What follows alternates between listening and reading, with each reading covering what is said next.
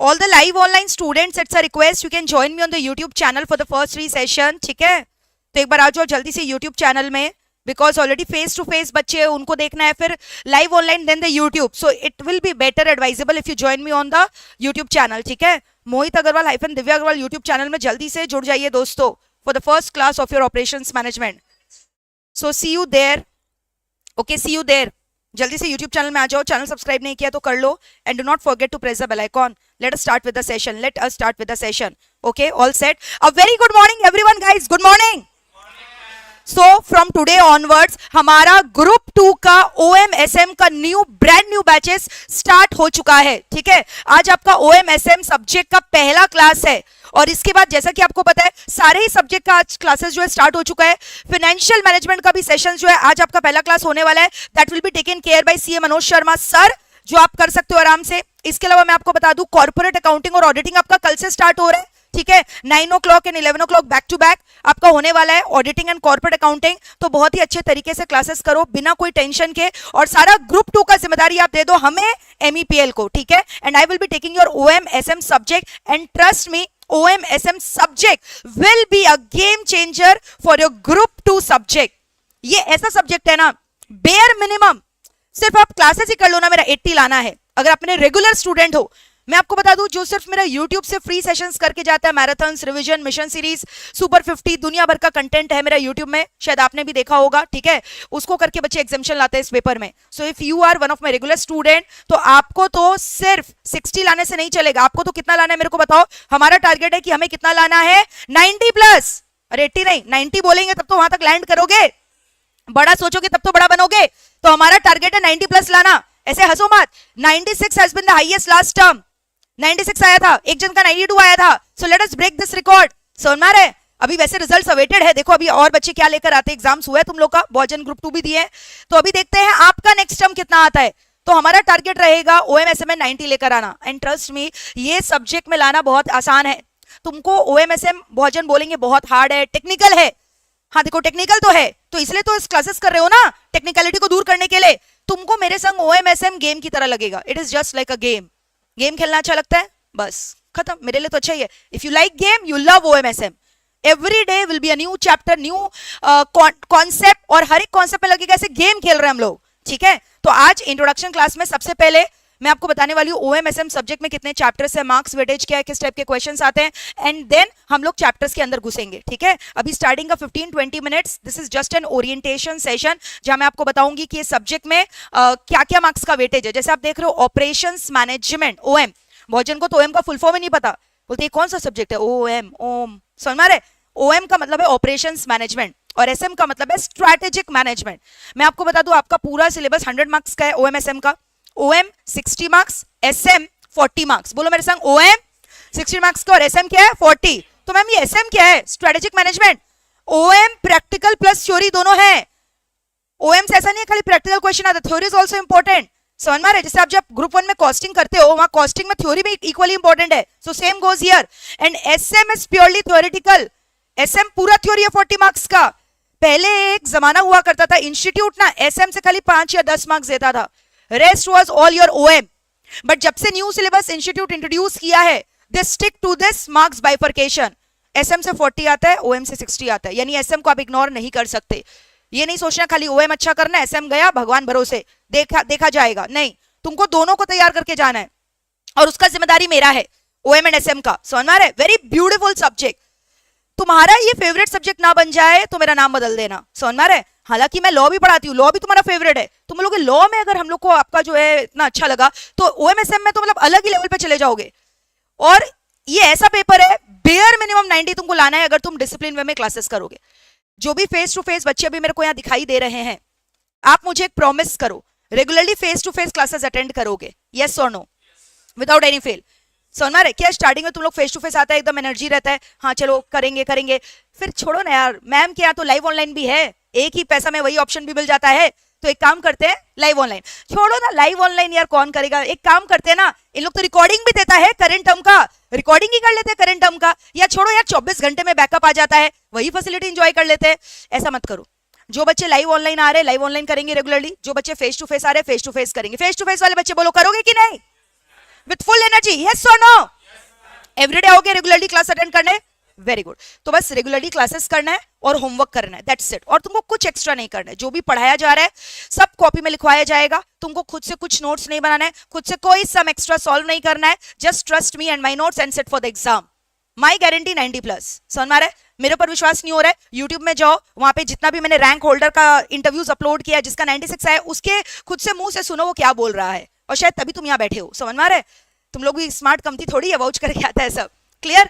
तो what ever it is, तुमको बस रेगुलरली क्लासेस अटेंड करना है, और सबसे पहले हम लोग ओएम को फिनिश करेंगे, ठीक है? So let us start. जैसा कि आपको ये मैट दिख रहा है, I hope everyone has got the mat, they have collected the mat. Anyone who has not collected the mat please raise your hand. सबके पास मैट है, आपने मैट क्यों नहीं लिया? अच्छा, क्लास के बाद ले लेना, ठीक है? Once the class gets over collected, कोई दिक्कत नहीं है।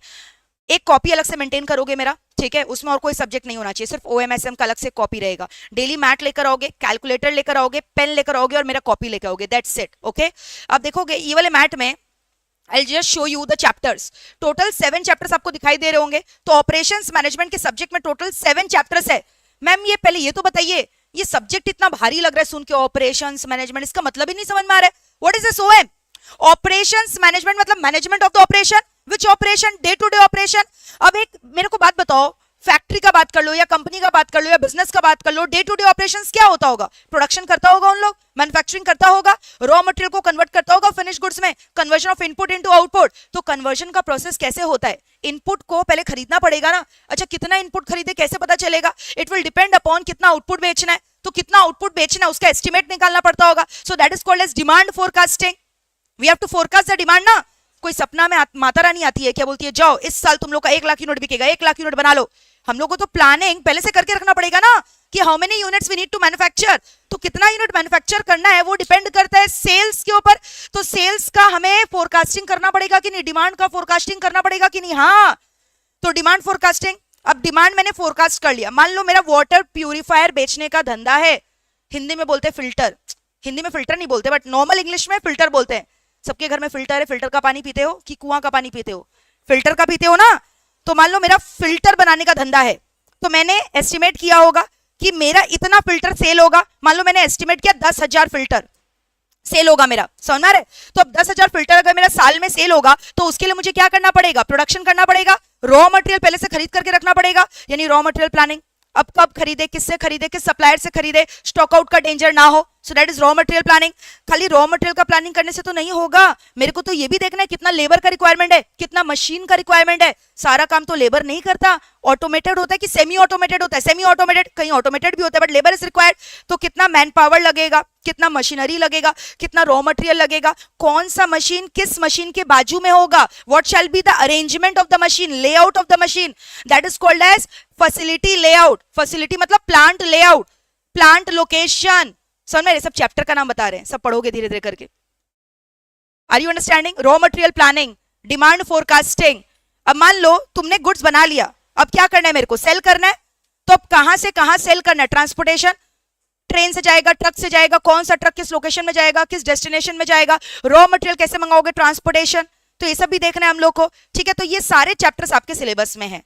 That is what is called as operations management, क्योंकि सब्जेक्ट का नाम क्या? ऑपरेशंस को मैनेज करना, डे टू डे फंक्शंस को क्या करना? मैनेज करना, जिसके अंदर रॉ मटेरियल प्लानिंग है, फिर उसके बाद फैक्ट्री लेआउट, फैक्ट्री डिजाइन, फिर उसके बाद प्लांट लेआउट है, ठीक है? फिर उसके बाद डिमांड फोरकास्टिंग है, ट्रांसपोर्टेशन है। तो that is why the subject is called as operation planning. फिर जो तुम प्रोडक्ट बना रहे हो उसका डिजाइन कैसा होना चाहिए, जो प्रोसेस यूज कर रहे हो प्रोडक्ट को बनाने के लिए उसका डिजाइन कैसा होना चाहिए। So all this has been discussed in this subject. Conversion of input into output is called as क्या? Operation management is called as operation management. अब उसको करने के लिए तुमको क्या क्या करना है, दैट हैज बीन डिस्कस्ड। जैसे देखोगे सबसे पहला चैप्टर ही क्या है? Operations management. ये चैप्टर तुमको देखेगा इतना छोटा सा चैप्टर है, देख रहे हो 3 to 9 लिखा है मैंने। ये पूरा थ्योरी चैप्टर है, इसमें एक भी प्रैक्टिकल नहीं है। पूरा क्या है मेरे को बताओ? थ्योरी। ऑपरेशन मैनेजमेंट जो फर्स्ट चैप्टर है पूरा का पूरा क्या है? थ्योरी चैप्टर है। अब इसमें से तुमको पता है लगभग कितने मार्क्स का क्वेश्चन आता है? बोलोगे थ्योरी से क्या ही आता होगा? 7 to 10 मार्क्स का क्वेश्चन आता है इस चैप्टर से अकेले। एक क्वेश्चन 7 मार्क्स का आता है, समझ में आ रहा है? तो अब देखो थ्योरी आता है इससे डायरेक्ट एक बड़ा क्वेश्चन। क्या थ्योरी आता है मैम? तुमको दे देगा ऑपरेशन मैनेजमेंट का फंक्शन लिखो, फीचर्स लिखो, रीसेंट ट्रेंड्स लिखो, difference between OM and PM, PM मतलब प्रोडक्शन मैनेजमेंट, ओएम मतलब ऑपरेशन मैनेजमेंट, यानी पूरा थ्योरी है, ये हम लोग अभी नहीं करते, थोड़ा प्रैक्टिकल पढ़ते हैं उसके बाद ये वाला सब चैप्टर करते हैं, ठीक है। लेकिन क्या ये चैप्टर छोड़ सकते हैं? आंसर इज नहीं, इससे आता है एग्जाम में क्वेश्चन। फिर देखो नेक्स्ट चैप्टर के ऑपरेशंस प्लानिंग, जिसका भी हम लोग बात कर रहे थे, जिसमें तुम लोग पढ़ोगे raw material planning. I hope तुमने मटेरियल प्लानिंग कॉस्टिंग में भी पढ़ा होगा, ईओक्यू लेवल के बारे में, लीड टाइम के बारे में, maximum level of stock, minimum level of stock पढ़ा है ना, तो यही सब है यहाँ पे। तो एक चैप्टर है इसके अंदर। अब देखोगे ओएम जो है ना इंसेप्शन मूवी की तरह है, चैप्टर के अंदर चैप्टर, ड्रीम के अंदर ड्रीम नहीं, चैप्टर के अंदर चैप्टर। अब ऑपरेशन प्लानिंग में तुमको चैप्टर नंबर भले ही 2 दिख रहा है, इसके अंदर 4 से 5 चैप्टर है। जैसे रॉ मटेरियल प्लानिंग अलग से एक चैप्टर हो गया। फिर उसके बाद क्या है? डिमांड फोरकास्टिंग, इसके अंदर क्या बताओ? डिमांड फोरकास्टिंग, जो आज हम लोग स्टार्ट करेंगे। सबसे पहले we start with this chapter only. फिर इसके बाद क्या बताओ? फैसिलिटी लेआउट, क्या मेरे को बताओ? फैसिलिटी लेआउट, समझ में आ रहा है? फिर इसके बाद मेरे को बताओ क्या है? फैसिलिटी लोकेशन, बोलो क्या है? फैसिलिटी लोकेशन या प्लांट लोकेशन बोल लो, क्लियर। फिर एग्रीगेट प्लानिंग, एग्रीगेट प्लानिंग। तो ये सब तुम अलग अलग इसमें पढ़ोगे। तो मैम इससे कितने मार्क्स का आता है? वही 8 से 10 मार्क्स का आता है इस चैप्टर से, समझ में आ रहा है? Now coming to the third chapter. Again ये चैप्टर में कुछ भी प्रैक्टिकल नहीं है, पूरा का पूरा क्या है? थ्योरी। अभी कुछ देर पहले हम तुम लोग को बता रहे थे ना, प्रोडक्ट डिजाइन, प्रोसेस डिजाइन, एक अच्छा प्रोडक्ट डिजाइन के अंदर क्या क्या फीचर होना चाहिए, प्रोसेस डिजाइन के अंदर क्या क्या फीचर होना चाहिए, ये सब कुछ इसके अंदर लिखा हुआ है। तो थ्योरी चैप्टर इसके अंदर से समझ लो 5 से 6 मार्क्स का सवाल आता है, ठीक है। Next production planning and control. Production planning and control is the most important chapter of your OM. 20 से 24 मार्क्स के क्वेश्चन इसी चैप्टर से पूछे जाते हैं। सबसे इंपॉर्टेंट चैप्टर आपका चैप्टर नंबर 4 है, very very very very very important, the most important chapter of your OM syllabus. इसी में तो हम लोग गेम खेलते हैं। इसमें क्या क्या चैप्टर है सुनना। अभी मैंने बोला है भले ही एक चैप्टर दिख रहा है, इसके अंदर multiple chapters are there, like transportation, simulation, queuing, line balancing, assignment, linear programming, समझ में आ रहा है? सब अलग अलग चैप्टर, शेड्यूलिंग, सब इसके अंदर इंक्लूडेड है।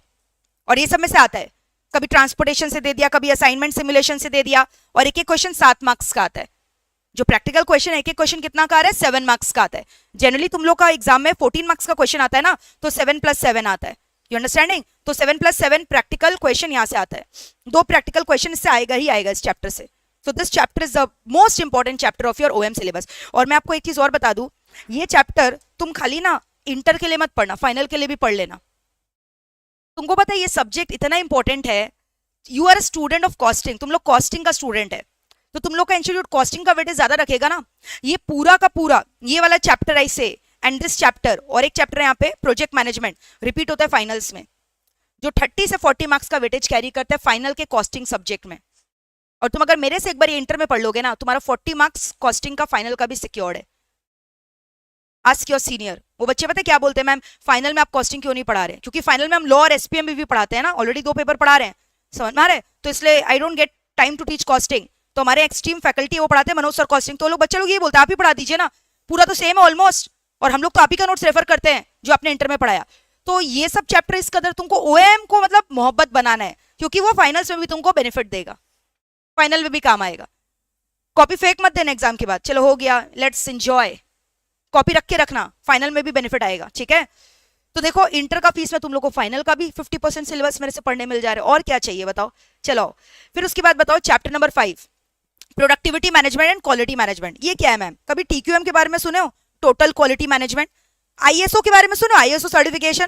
अरे कोई प्रोडक्ट खरीदते हो उसमें पीछे नहीं लिखा रहता आईएसओ सर्टिफाइड? वो अलग बात है, हमारे जैसे बेवकूफ कंज्यूमर समझते हैं अरे प्रोडक्ट का क्वालिटी जबरदस्त होगा, आईएसओ सर्टिफाइड है।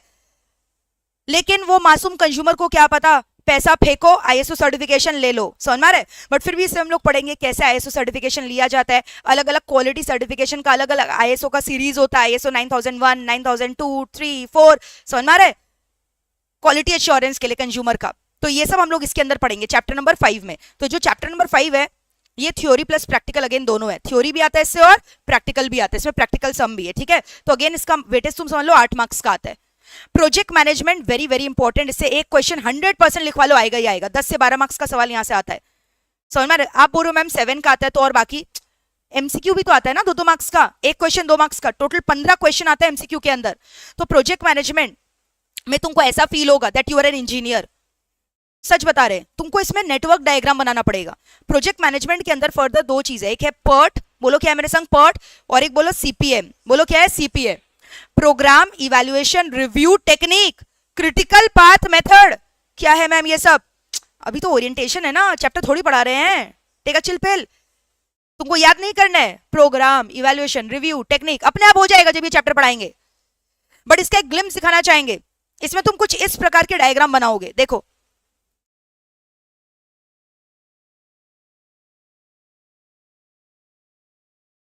क्या बना रहे? गोला गोला। ये इवेंट्स है 1 2 3 4 5 6, और ये अलग अलग activities, activity A B C D E F, अलग अलग एक्टिविटीज है ये सब।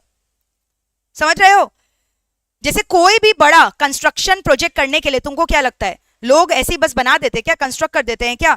उसके पहले उन लोग को एक ढांचा बनाना पड़ता है, मॉडलिंग करना पड़ता है, प्लानिंग करना पड़ता है। That is called as project planning. So before you make an exact model, तुम उसको रेप्लिकेट करते हो on pen and paper with help of network diagram. For example, Burj Khalifa का नाम सुना है? The highest tower in the world. Burj Khalifa जो Dubai में है, उससे भी ऊंचा टावर दुबई वाले बना रहे हो। और तो बुर्ज खलीफा तुमको क्या लगता है ऐसे ही बन गया होगा क्या, बिना कोई प्लानिंग के? तो बुर्ज खलीफा कितना टावर का होगा, कितना उसके अंदर फ्लोर्स होगा, वो ऑलरेडी पहले कॉपी पेन में इंजीनियर लोगों ने डिसाइड किया होगा बनाकर। और कौन सा एक्टिविटी पहले होगा, उसके बाद कौन सा एक्टिविटी होगा। समझ में आ रहा है? रिलेशनशिप डिटरमाइन करना होता है, प्रेडिसेसर कौन होगा, सक्सेसर कौन होगा, कितना टाइम लगेगा, कितना मैन पावर लगेगा, कितना रिसोर्सेज लगेगा। तो ये सब कुछ का हम लोग पहले से मॉडल बना के रखते हैं ना, मिनिएचर बना के रखते हैं ना। That is network diagram. Are you understanding? तो यही प्रोजेक्ट मैनेजमेंट में सीखना है। तुमको एक फीलिंग आएगा कि तुम इंजीनियर हो ऑन द रोड, तुम पूरा प्लानिंग करो प्रोजेक्ट का। Are you understanding? So that is why chapter का नाम है प्रोजेक्ट मैनेजमेंट, जिसके अंदर पर्ट एंड सीपीएम है, critical path method, program evaluation review technique. पूरा इंजीनियर वाला फीलिंग आएगा। ये डायग्राम तुम खुद बनाओगे, कभी कभी ऐसा डायग्राम होगा कि 2 पेज तक बन जाएगा, बट मजा आएगा जबरदस्त वाला। हर एक चैप्टर देख रहे हो अलग है, कोई रिलेशन नहीं है। ये चैप्टर छूट गया तो ये नहीं आया, सारा चैप्टर में तुमको लगेगा वाह ऐसा भी कुछ है जो एग्जिस्ट करता है दुनिया में। मतलब हर एक chapter will give you some new idea. जैसे 11-12 में अकाउंट्स, मैथ्स, लॉ, इकोनॉमिक्स कुछ ना कुछ कहीं ना कहीं से पढ़ा हुआ रहता है। ये सब्जेक्ट टोटली डिफरेंट है। हर एक चैप्टर में कुछ नया सीखोगे और बहुत मजा आने वाला है। ठीक है, फिर last chapter for OM is your economics of maintenance and spares management. Ma'am ये क्या होता है economics of maintenance and spares management? Preventive maintenance and breakdown maintenance. Machine चला रहे हो, मशीन ठप हो सकता है, मशीन का ब्रेकडाउन हो सकता है फैक्ट्री के अंदर, तो ब्रेकडाउन हुआ तो छोड़ देते हो क्या, उसको रिप्लेस करोगे ना। तो ऐसा क्या करे कि मशीन का ब्रेकडाउन ही ना हो या कम हो जाए, minimize the frequency of the breakdown. Preventive maintenance करो। क्या करो? प्रिवेंटिव, नाम में लिखा प्रिवेंट करने के लिए ब्रेकडाउन को हम ये मेंटेनेंस करवा रहे। फॉर एग्जाम्पल नाम बताओ, अर्नब आप बताओ, अंकित, चलो अंकित के ऊपर एग्जाम्पल लेते हैं। ठीक है, सपोज करो क्या हुआ, अंकित की एक गर्लफ्रेंड थी। समझ में आ रहा है? समझ में क्या आएगा? होगी, अच्छा लग रहा है। ठीक है, सुनो, अंकित की एक गर्लफ्रेंड है। तुम सीरियस क्यों है भाई इतना? उसकी गर्लफ्रेंड है, तुम्हारी नहीं है, उसकी गर्लफ्रेंड है। सुनो, अंकित की एक गर्लफ्रेंड है। समझ में आया? अब क्या हुआ ना, they are into relationship for past 3 years। 3 साल हो गए अंकित, 3 साल हो गए। अब तुमको पता है कोई भी रिश्ता पुराना होता है ना, तो एक वो वाला फीलिंग आ जाता है, टेकन फॉर ग्रांटेड वाला। तो इसने भी अपनी गर्लफ्रेंड को टेकन फॉर ग्रांटेड ले लिया। समझ में? जब नया नया था गिफ्ट वगैरह देता था, सामने वाले को खुश रखता था। अभी पढ़ाई में भी बिजी हो गया है बंदा, समय नहीं मिलता। और यहाँ पे आने के बाद तो इसका पूरा जो है ना जो है पर्सनालिटी बदल गया है। बोला मैम सिर्फ पढ़ाई पे ध्यान देना है, बाकी एवरीथिंग विल वेट। सिर्फ पढ़ाई पे फोकस कर रहा है, तो गर्लफ्रेंड को टाइम भी नहीं देता, बात भी नहीं करता है, मूवीज भी नहीं ले जाता, गिफ्ट भी नहीं देता। अब तुमको पता है क्या हुआ, लंबा फटका पड़ा। एक दिन गर्लफ्रेंड का फोन आया, we are breaking up, we are not into relationship anymore. बोला अरे बोलो तो सही क्या हुआ? बोला नहीं मेरे को नहीं रहना है तुम्हारे संग रिलेशन में, खत्म करो इसको। ब्रेकडाउन हो गया इसका बेचारे का, खत्म। अब जो टूट गया वापस जुड़ेगा क्या? खत्म, ब्रेकडाउन, गॉन। वही तो बताया मैंने तुमको, फैक्ट्री में भी मशीन जब तुम ध्यान नहीं दोगे ब्रेकडाउन हो जाता है ना, खत्म। फिर उसकी जगह क्या करते हो? नया मशीन लाते हो ना। तो वैसे यहां पे तुम समझो, अब एक बार ब्रेकडाउन होता है, किसी का हुआ है क्या ब्रेकअप? पूछो उससे, वो अच्छे से बताएगा। किसी का ब्रेकअप हुआ है कभी? लंबा फटका पड़ता है। ब्रेकअप होने के बाद ना इंसान का जो है ना दिमाग, दिल सब जो है धक्का लग जाता है। So it takes time to recover. अब ये मत बोला मैम हम लोग तो यार 1-2 दिन में रिकवर हो जाते हैं। नहीं, अगर सच्चा मोहब्बत है तो तुमको समय लगेगा ना अंकित। कितना समय लगेगा बताओ? बेचारा मायूस हो गया, एग्जाम भी डेफर कर दिया, गम में डूबा हुआ है, देवदास बन गए, रूम में पड़ा हुआ है। समझ में आ रहा है? अब कितना इसके ऊपर खर्चा करना पड़ेगा इसको वापस से लाइन में लाने के लिए। पूरा एकदम पागल टाइप का हो गया है ना, मजनू था, पागल हो गया पूरा, ब्रेकडाउन लग गया ना। तो तुम चाहते हो ब्रेकडाउन ना हो? चाहते हो ब्रेकडाउन ना हो? हाँ मैम चाहते। तो इसके लिए तुमको प्रिवेंटिव मेंटेनेंस करते रहना चाहिए। छोटा छोटा छोटा छोटा खर्चा करते रहो, गर्लफ्रेंड को खुश करते रहो, कभी गुलाब का फूल दे दो, कभी कार्ड दे दो, कभी मूवी ले जाओ, ये छोटा छोटा खर्चा करते रहोगे तो खुश रहेगी सामने वाली और ब्रेकडाउन कम होगा, बच जाएगा। सो दिस छोटा छोटा खर्चा is called as preventive maintenance. तो ऐसी मशीन का भी छोटा छोटा खर्चा क्या, मशीन का रेगुलरली प्रिवेंटिव मेंटेनेंस शेड्यूल करते रहो, 3 महीने में, 2 महीने में, 1 महीने में, डिपेंडिंग अपॉन द रिक्वायरमेंट, जिससे मशीन का रेगुलर वर्क जो है ठप ना और मेजर ब्रेकडाउन से तुम बच जाओ। लेकिन ऑन द अदर हैंड हमारे पास कुछ ऐसे बच्चे भी हैं विक्रम जैसे, समझ में आ रहा है? No, Vikram is a Casanova, you understand what is Casanova? इसको कोई फर्क नहीं पड़ता, मतलब ही इज वेरी चिल पिल, ठीक है यार ये नहीं है कोई और आ जाएगा, मेरे को कोई फर्क नहीं पड़ता, एक जाएगी दूसरी आएगी, आज ये कल वो, इसका ऐसा नेचर है। तो अब ये ना प्रिवेंटिव मेंटेनेंस में बिलीव ही नहीं करता, ब्रेकडाउन हो गया बेचारे का, बोला ठीक है यार इट्स ओके, मेरे को कोई फर्क नहीं पड़ता, दूसरा दिन वापस खड़ा हो गया, जहां ये इसको 6 महीना लग गया मम्मी पापा को इसको रिकवर करने में, तुम लोग को रिकवर करने में, ये दूसरा दिन ही आ गया घर से निकलकर, बोला कोई बात नहीं, सीता नहीं तो गीता। तो इसके केस में तुमको वाकई में लगता है प्रिवेंटिव मेंटेनेंस करवाने का दरकार है? नहीं, क्योंकि इसको कोई फर्क ही नहीं पड़ता ना। तो वैसे ही डिपेंड करता है कहां प्रिवेंटिव मेंटेनेंस करवाएं कहां नहीं कराएं। जहां मशीन ऐसा है जिसका कोई ज्यादा वैल्यू नहीं है, तुम समझ रहे हो, जो अगर खराब भी हो गया ना, कॉस्ट इज सो नॉमिनल कि तुम तुरंत उसको क्या कर दोगे, रिप्लेस बाय अनदर मशीन। तो ऐसे मशीन का प्रिवेंटिव में खर्चा करवा के क्या ही फायदा, समझ में? जैसे इसके केस में बोला ना, ऐसे केस में, विक्रम के केस में प्रिवेंटिव मेंटेनेंस करवाने का क्या ही फायदा, कोई फर्क पड़ रहा है क्या इसको? उल्टे की प्रिवेंटिव मेंटेनेंस का खर्चा ज्यादा लग जाएगा ब्रेकडाउन मेंटेनेंस से, तो इसका ब्रेकडाउन होने दो, क्योंकि इसको फर्क ही नहीं पड़ता यार। बट इसके केस में तुम पहले से प्रिवेंटिव करवा के रखो, नहीं तो लंबा फटका पड़ेगा। Are you understanding? तो यही इस चैप्टर में पढ़ाया गया है, कहां मशीन का प्रिवेंटिव मेंटेनेंस करवाना है, ब्रेकडाउन मेंटेनेंस करवाना है, करवाएं कि नहीं करवाएं, which is better policy etcetera. इसके ऊपर सम्स आता है, समझ में आ रहा है? इसके ऊपर क्या आता है बताओ, सम। फिर एक रिप्लेसमेंट का सम आता है जो एग्जाम्स में आता है, कब रिप्लेस कर दे मशीन को। तुम लोग क्या समझा, मशीन को कितना साल यूज करने के बाद रिप्लेस कर देना सही रहेगा, 4 साल 5 साल। तो ये सब के ऊपर सम्स आता है जिसमें एनुअलाइज कॉस्ट वगैरह निकालते हैं, चैप्टर नंबर 7।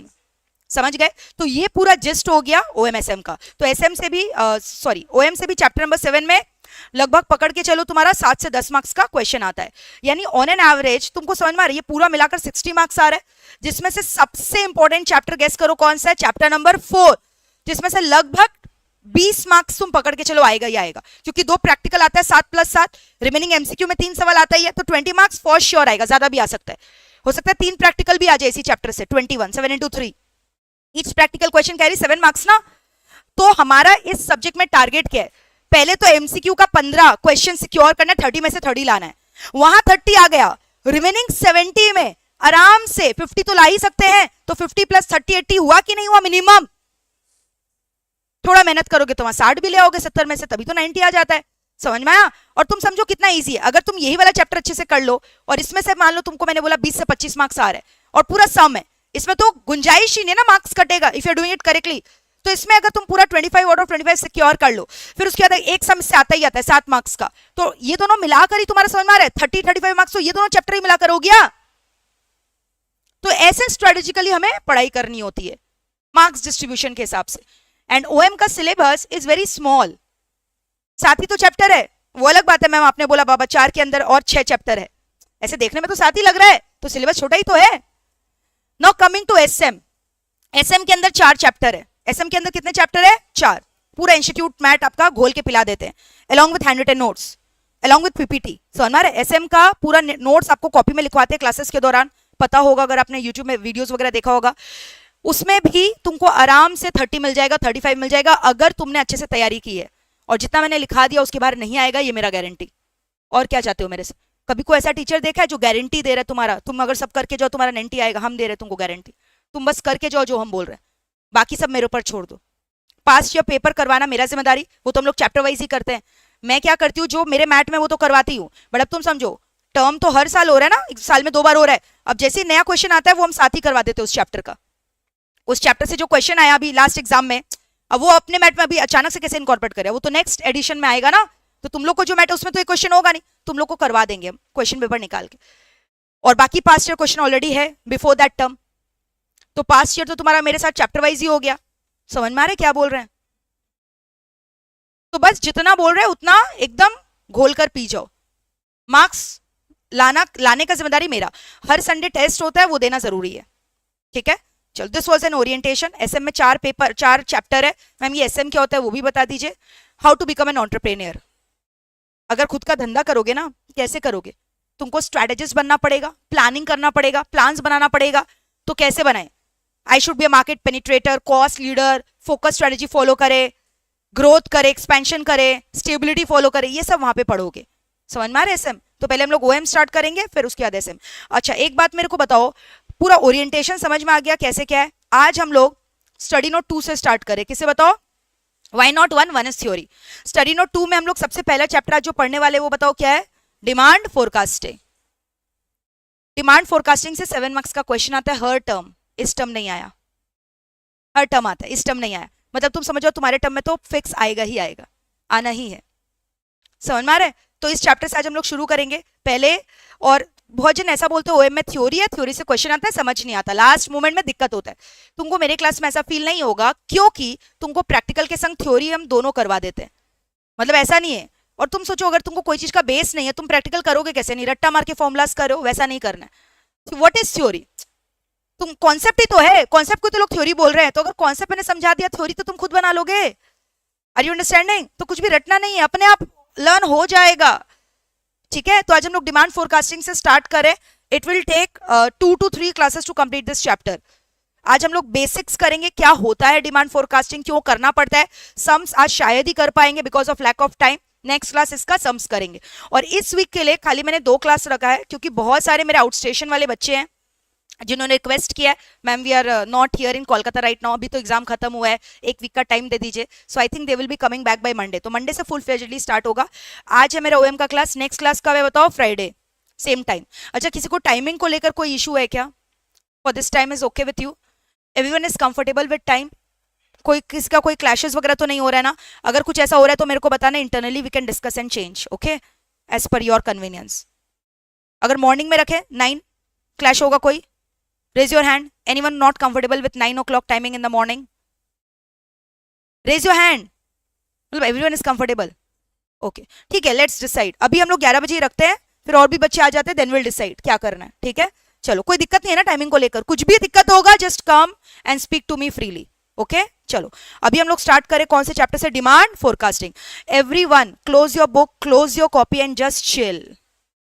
कुछ नहीं लिखना है, हम सब लिखवा देंगे। अभी रफ वर्क चल रहा है। क्या चल रहा है? Rough work. ठीक है, यस। एक बार लाइव ऑनलाइन वाले बच्चों को भी हाई बोल दिया जाए। Yes, good morning Mickey, Trusha, Anishka, Clarence, Manjunath, Rohan, Namrata, Vishal, Aman, Priyanjali, Mohammed. Yes, चलो, लाइक बटन हिट नहीं किया बेशर्मो, लाइक बटन हिट करो जल्दी से। वो भी मेरे को याद दिलाना पड़ेगा क्या? चैनल सब्सक्राइब नहीं किया तो कर दो। And do not forget to press the bell icon. क्या ये वीडियो अवेलेबल रहेगा आफ्टर लाइव गोज ऑन कि प्राइवेट कर देंगे? प्राइवेट कर देंगे, लाइव अटेंड करो।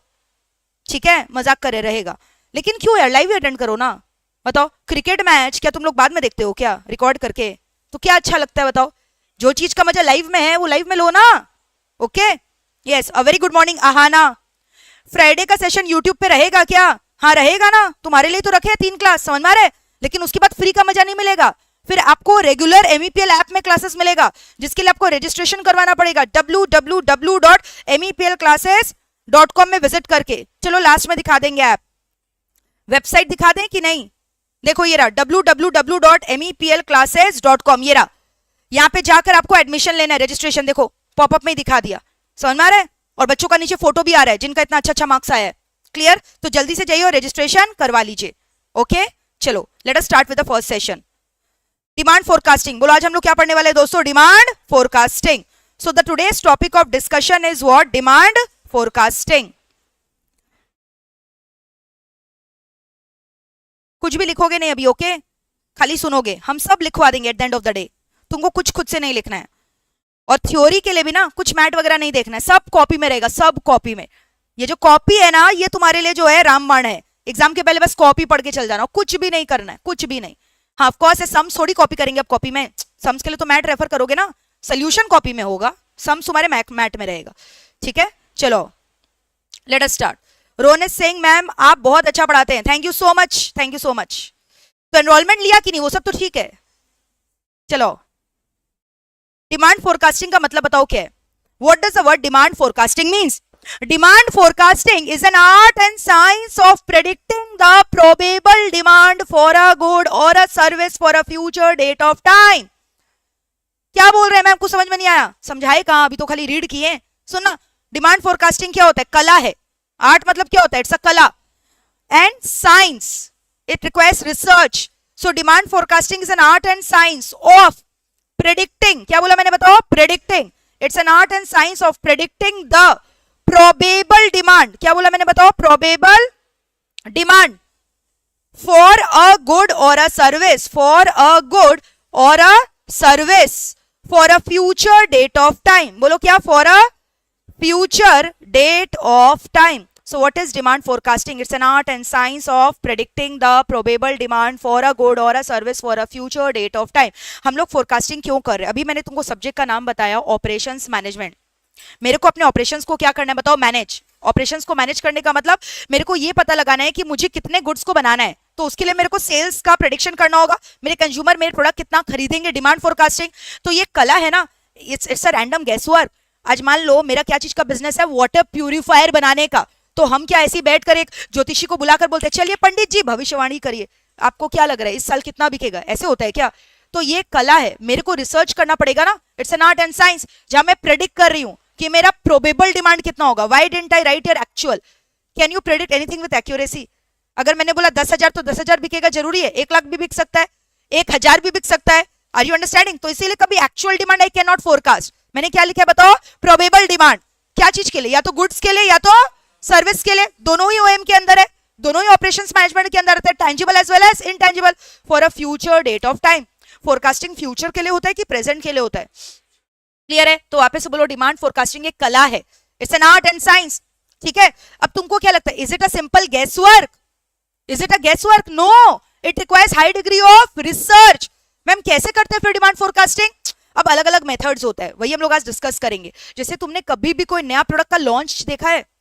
मॉल्स वगैरह गए हो, मॉल्स, शॉपिंग मॉल्स वगैरह गए हो, वहां डेमोन्स्ट्रेशन होता है।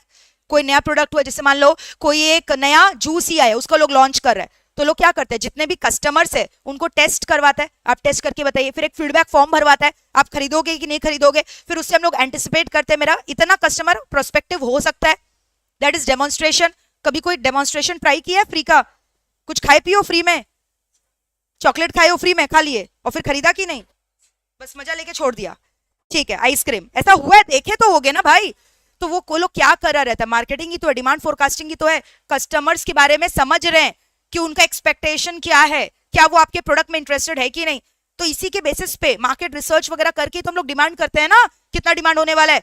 तो ये डिमांड एक गैस वर्क है क्या? नहीं। और क्या तुम डिमांड फोरकास्टिंग एक्यूरेसी के संग कर सकते हो 100%? नेवर। क्यों never? Because it is subjected to certain degree of uncertainty. Why uncertainty? Because environment is dynamic. जो आज है वो हो सकता है कल ना हो। मार्केट स्टेबल है कि डायनामिक है? डायनामिक। डायनामिक मतलब कीप्स ऑन चेंजिंग। कुछ नया प्रोडक्ट आ गया, हो सकता है ये प्रोडक्ट का डिमांड हट गया, समझ में आ रहा है? या हो सकता है कोई एग्जिस्टिंग प्रोडक्ट हट गया जिसकी वजह से ये प्रोडक्ट का डिमांड और बढ़ गया। So it keeps on changing ना। So you can not predict the demand with क्या? Accuracy. It is subjected to certain degree of inaccuracy. It is subjected to certain degree of uncertainty. So I repeat again, what is demand forecasting? Bolo, it is an art and science of predicting the probable demand for the good or a service for a future date of time. I repeat again, what is demand forecasting? Demand forecasting is an art and science of predicting the probable demand for a good or a service for a future date of time. Any problem till here? अब सुनो, demand forecasting depending upon कितने period के लिए कर रहे हो can be divided further into 3 types. इसका कितना टाइप्स होता है बताओ? Depending upon the time horizon. बोलो क्या? Depending upon the, based on the time horizon, मतलब कितने पीरियड के लिए तुम फोरकास्टिंग कर रहे हो, इसका फर्दर कितना टाइप्स होता है बताओ ना? 3 types. So there are 3 types of demand forecasting: short term demand forecasting, middle term demand forecasting, long term demand forecasting. बोलो क्या क्या बोला मैंने? शॉर्ट टर्म डिमांड फोरकास्टिंग, फिर बोलो मिडिल टर्म डिमांड फोरकास्टिंग, और बोलो long term demand forecasting. Short term demand forecasting का मतलब क्या हुआ? when the forecasting is done for a period of few weeks or few months, less than 1 year, that is called as short term. जब कोई product का demand का तुम estimation निकाल रहे हो कुछ हफ्तों के लिए, कुछ महीनों के लिए, दैट इज कॉल्ड एज क्या, शॉर्ट टर्म। ये किस केस में होता है?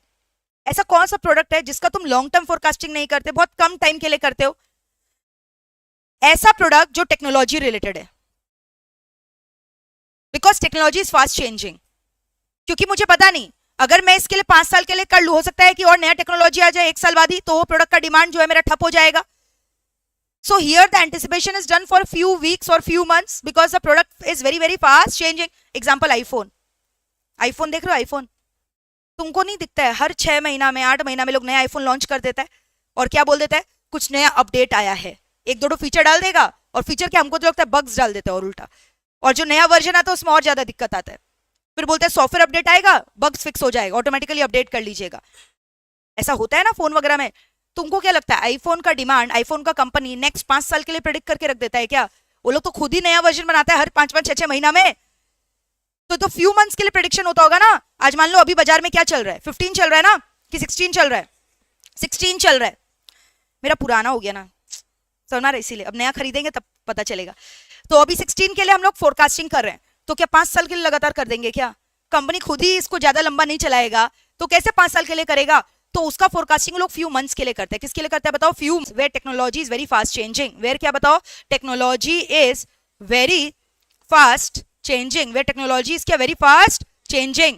Short term forecasting means a forecasting which is done for very few period of time, very lesser period of time, maybe few weeks या few months.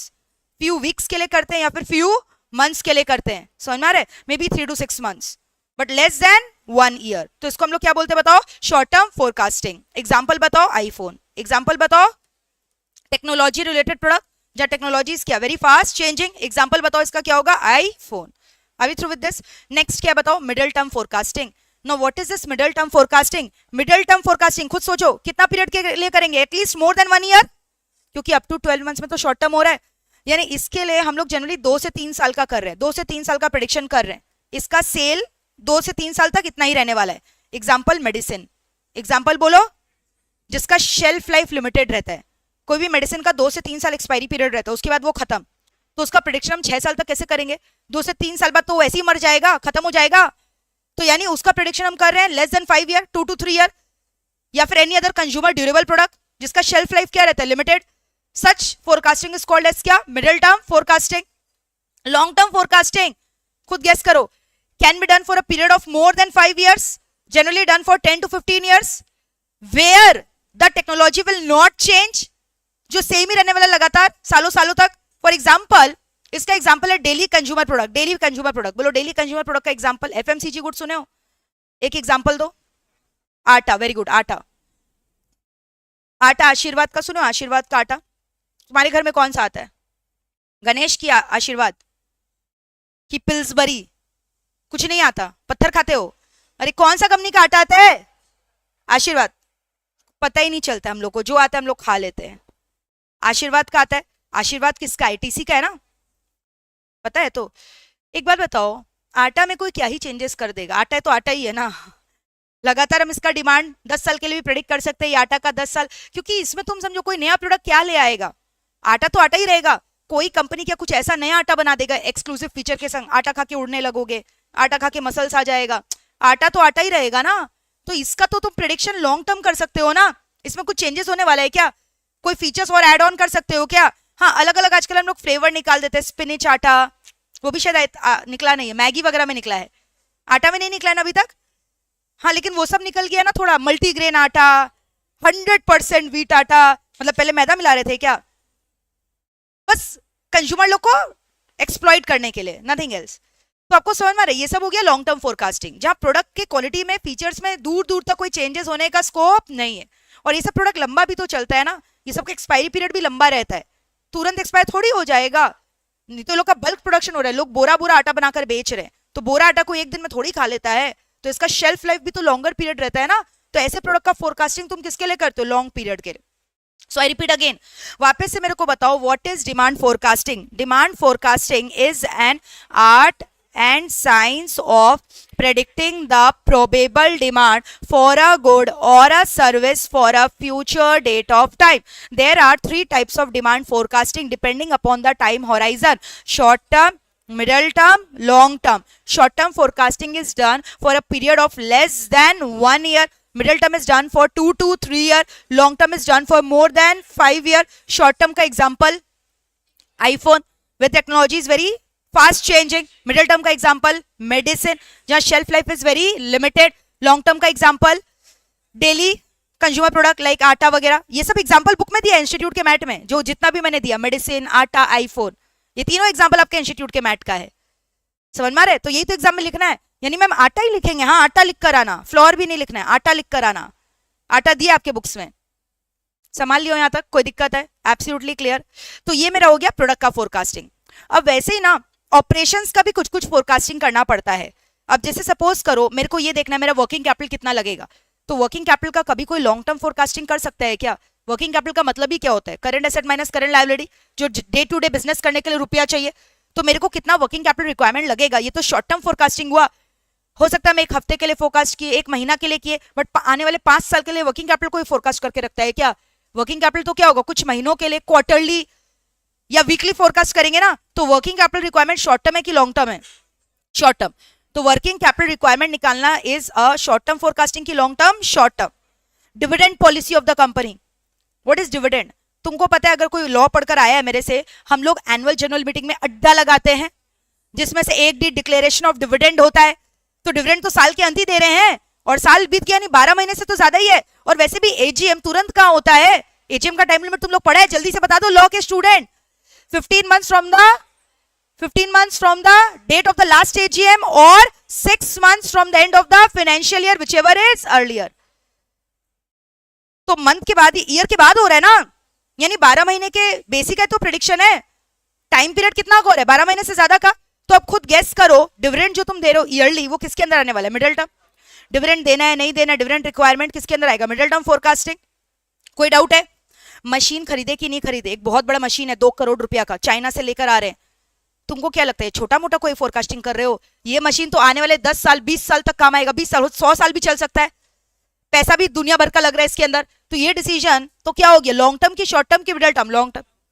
तो fixed capital planning करना, क्या करना बताओ? फिक्स्ड कैपिटल रिक्वायरमेंट, ये सब किसके अंदर आ गया? Long term forecasting. Future man power requirement, मेरा बिजनेस एक्सपैंड होगा फ्यूचर में, एक नया एसबीयू में जा रहे हैं, स्ट्रेटेजिक बिजनेस यूनिट. जैसे रिलायंस का अलग अलग मल्टीपल यूनिट है, तुमको पता है Reliance has also come into AI. अरे AI is also the future ना.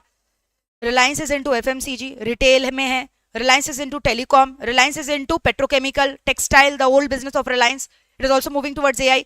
तो अब एआई में जाएगा तो और उसको इंप्लॉयज को रिक्रूटमेंट वगैरह करेगा, तो फ्यूचर प्लानिंग कर रहा है. तो ये क्या होने वाला है? लॉन्ग टर्म ही तो होने वाला है ना. तो फ्यूचर मैन पावर प्लानिंग, बोलो मेरे संग क्या? फ्यूचर. ये भी किसके अंदर आ गया बताओ? Long term forecasting. Every day हम लोग गुड्स बना रहे हैं और अपना गोडाउन से वेयरहाउस में डिस्पैच कर रहे हैं. गोडाउन मतलब हो गया मेरा प्लेस ऑफ फैक्ट्री, जहां से प्रोडक्शन हो रहा है वहां से कहां लेकर जा रहे हैं बताओ? अपने गोडाउन्स में, वेयरहाउसेस में. तो ट्रांसपोर्टेशन का रिक्वायरमेंट होगा, तो ये तो डेली रिक्वायरमेंट लगेगा ना. तो ये सब ट्रांसपोर्टेशन वगैरह किसके अंदर आ जाएगा? Short term.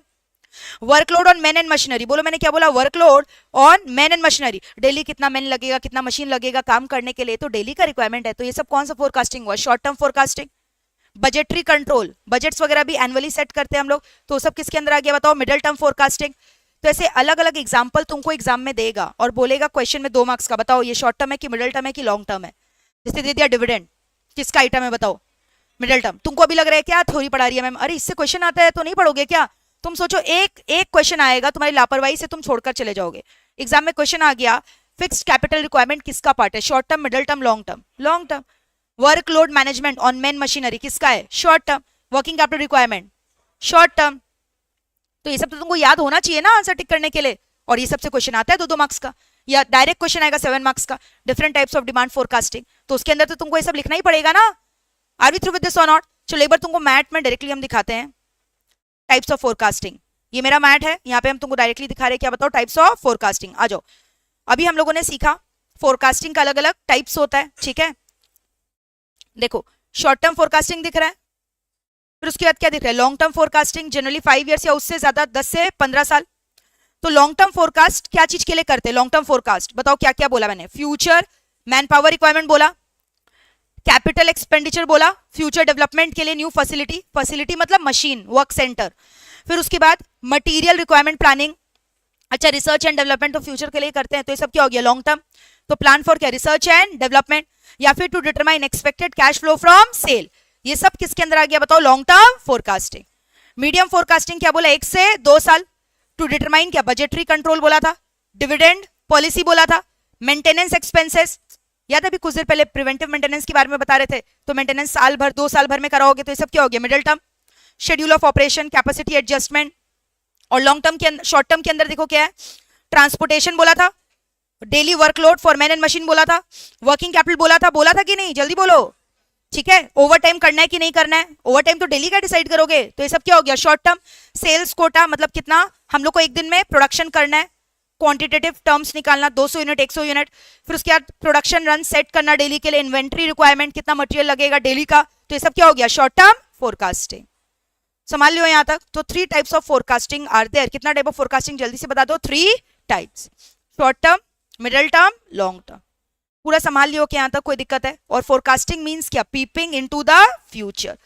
समझ में आ रहा है, फ्यूचर के बारे में हम लोग क्या कर रहे हैं, प्रेडिक्शन कर रहे हैं ना, और कभी भी एक्यूरेसी के संग किया नहीं जा सकता, because of which factors, uncontrollable factor, जो फ्यूचर पिक्चर दे रहे of the approximate event. Are we through with this? Take out your copy and start writing till here. यहां तक पहले लिखवाएंगे, फिर नया टॉपिक पढ़ाएंगे। लिख लो। यस एक बच्चा क्या लिखा है, ma'am you are awesome when you teach the same thing with same energy like the previous batch without feeling bored. I am grateful to you as I got good marks in OMSM back in December। जबरदस्त, क्या बात है, thank you. चलो copy लाए हो तो एक तो बढ़िया नया brand new. Anyone without the copy raise your hand. क्यों कॉपी क्यों नहीं लाया? तो वही तो पूछे, जो नहीं लाया वो हाथ उठाएगा। सब लाया है ना? चलो हेडिंग 2 स्टडी नोट 2। क्यों लिखवा रहे स्टडी नोट 2? ताकि तुम इंस्टीट्यूट के मैथ से कंपैरिजन करो तो तुमको पता रहे मैम ने स्टडी नोट 2 चालू करवाया है। हेडिंग 2 स्टडी नोट 2, फिर उसके अंदर लिखो डिमांड फोरकास्टिंग। अब जैसे देखो स्टडी नोट 2 का अगर तुम हेडिंग देखोगे तो ये है, तुमको मैंने अभी दिखाया था। स्टडी नोट 2 का हेडिंग क्या बताओ इंडेक्स में, ये देखो ऑपरेशंस प्लानिंग। बट हम लोग इसके अंदर क्या कर रहे हैं, मैंने बोला ना लेयर्स ऑफ लेयर्स है चैप्टर्स का। तो तुम स्टडी नोट 2 ऑपरेशन प्लानिंग लिखो, उसके अंदर पहला चैप्टर हम लोग पढ़ रहे हैं क्या, डिमांड फोरकास्टिंग। ठीक है, so give the heading demand forecasting.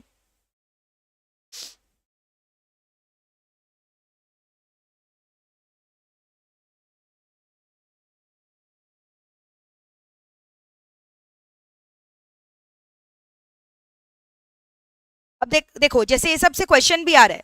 अब बच्चे बोलते हैं थ्योरी है लास्ट में करेंगे, क्यों इग्नोर करना है लास्ट के लिए, साथ साथ करो ना। बल्कि एक संग थ्योरी लास्ट में पल्ले नहीं पड़ेगा, इतना सारा थ्योरी हो जाएगा। और तुम सोचो इसी के बेसिस पे तो प्रैक्टिकल करोगे ना, तो why not to do it together. तो कभी भी हम ऐसा नहीं करेंगे थ्योरी लास्ट में होगा, साथ साथ theory practical for every chapter, so that you are very confident. इस चैप्टर से चाहे थ्योरी है चाहे प्रैक्टिकल है, मैं फुल मार्क्स सिक्योर करूंगा।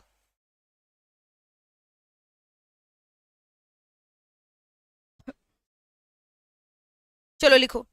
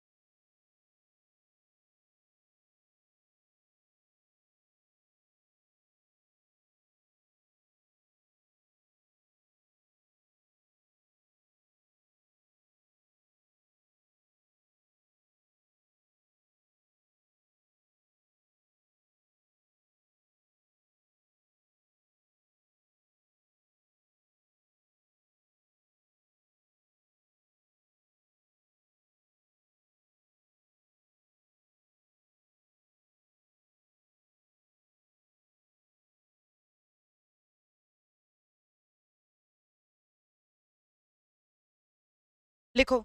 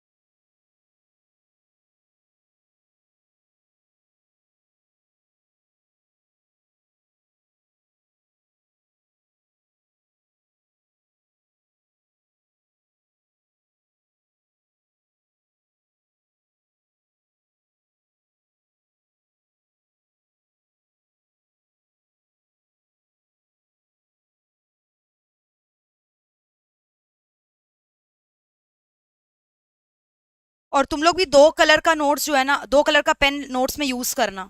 ठीक है, एग्जाम में you are only allowed to use single coloured pen, but while writing notes two colour pen you are suppose to use. Okay.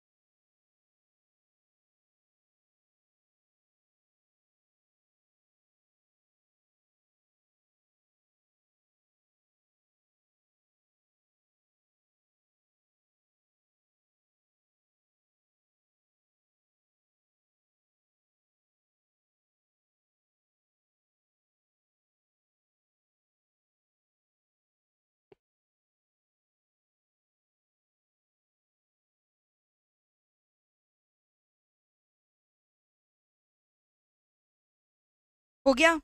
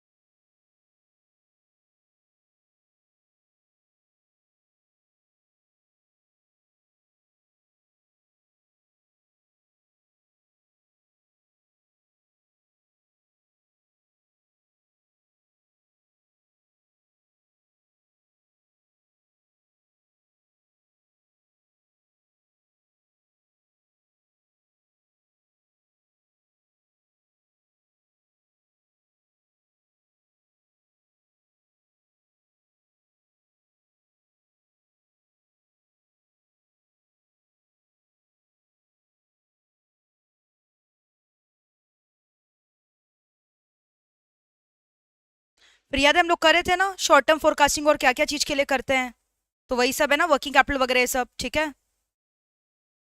उड़ गया क्या ऊपर का कुछ?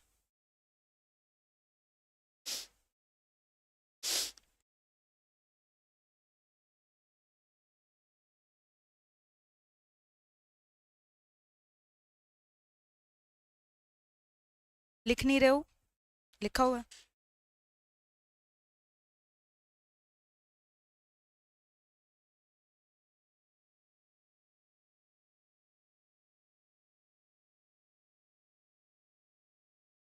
एफ जी मतलब क्या है? फिनिश गुड्स, ठीक है।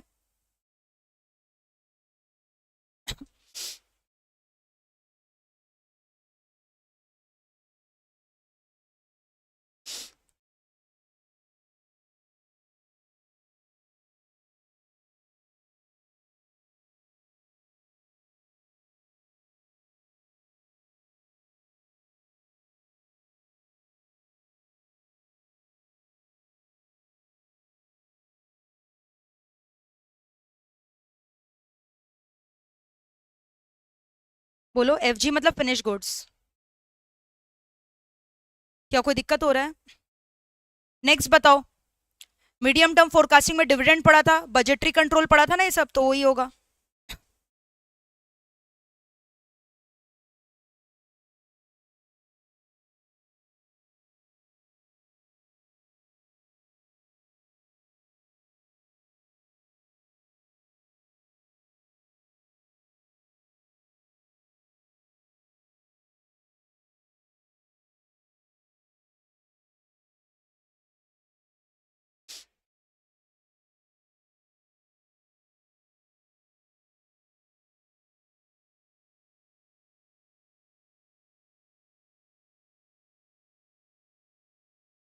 अब इसमें से कोई भी पॉइंट उठाकर दे देगा, ठीक है।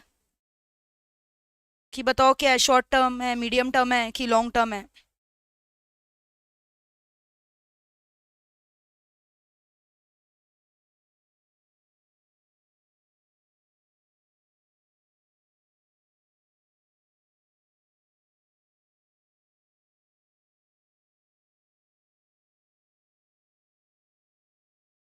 एक्सपेक्टेड कैपिटल एक्सपेंडिचर था, फ्यूचर मैन पावर प्लानिंग था, ठीक है।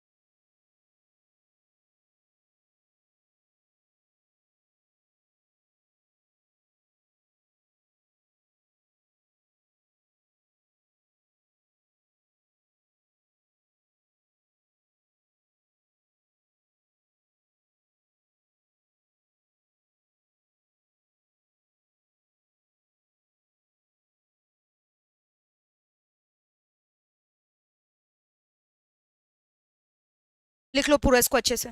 So this completes your types of forecasting.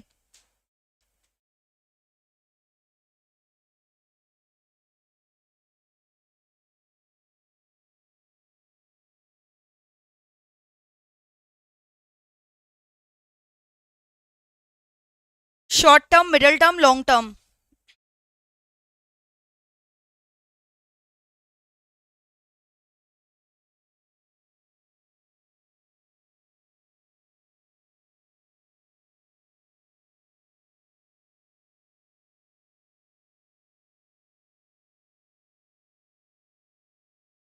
हो गया? जिन लोग का हो गया क्लोज योर कॉपी नाउ।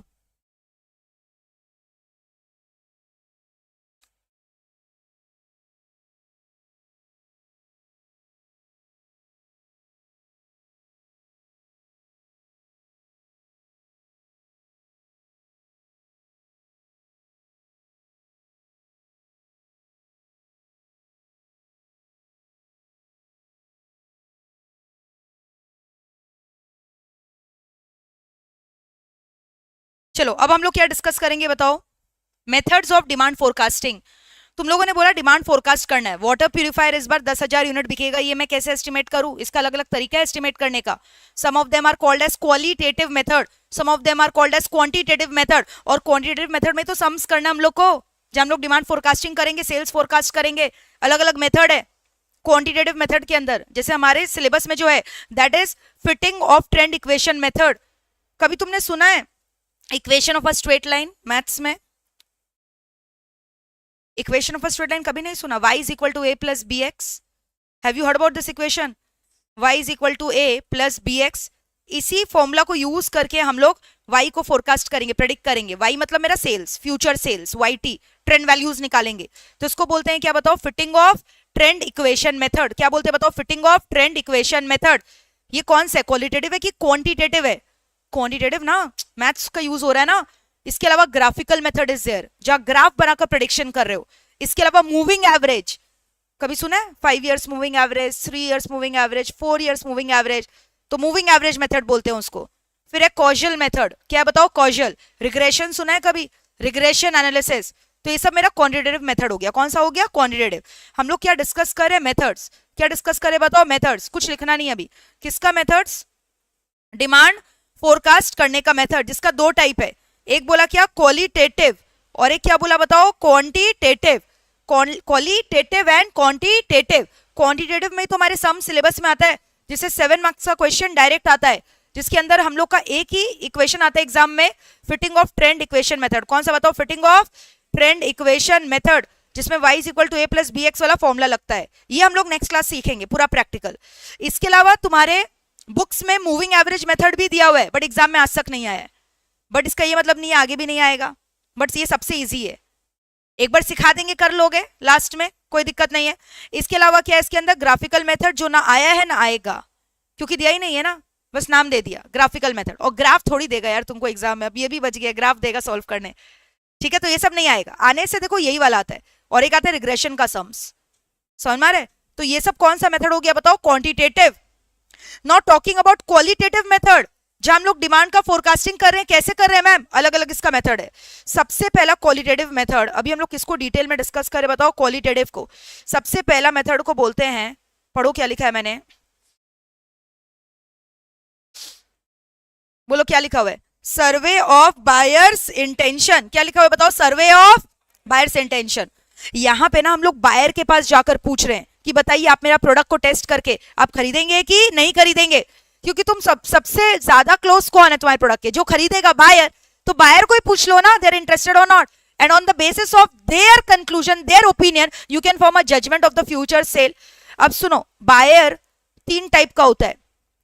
या तो तुमने एक एक बायर को जाकर पूछा, that is called as complete enumeration method. क्या होता है इसके अंदर बताओ, कंप्लीट। तुमको एक बार लगेगा मैम इतना थ्योरी क्यों है, थ्योरी नहीं है, बहुत इजी है, तुमको प्रैक्टिकली पढ़ा रहे हैं। थ्योरी बोल के पढ़ाएंगे तो कभी याद ही नहीं कर पाओगे, बहुत प्रैक्टिकली रिलेट करके पढ़ा रहे चीजों को, सुनो ध्यान से। कंप्लीट एनुमरेशन मेथड, फिर एक है सैंपल सर्वे मेथड, बोलो क्या है, सैंपल सर्वे मेथड। फिर एक है एंड यूज मेथड, बोलो क्या है, and use method. Now what is this complete enumeration method?